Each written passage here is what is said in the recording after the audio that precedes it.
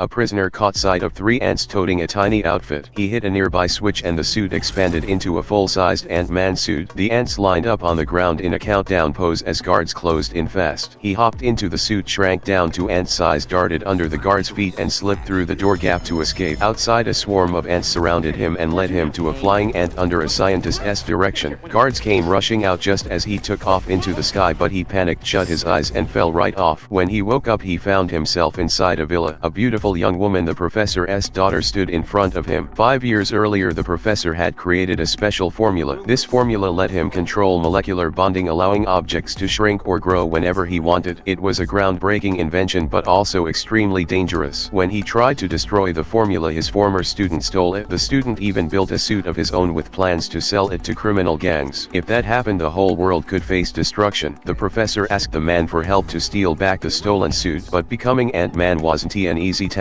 He first had to master the timing of size control, then it was time for ant control training. He shrank down and entered an ant colony. His third task was to learn how to lead the ants. Only when he became their leader could he truly control them. Soon everything was ready to carry out the mission. The man brought in his old crew and gave each of them a job. One crew member would hack into the security system, another would sneak inside disguised as a guard. When the plan got started, the man and his ants traveled through the sewers. His teammate made it to the control room and lowered the water pressure. The man rode an ant-made raft into the water pipe. Under his command, the ants worked perfectly in sync. They formed a stairway and pulled him up to the building. He successfully got inside. Meanwhile, the professor arrived through the front entrance and slipped past security. Everyone was in position now. Do you think they'll succeed?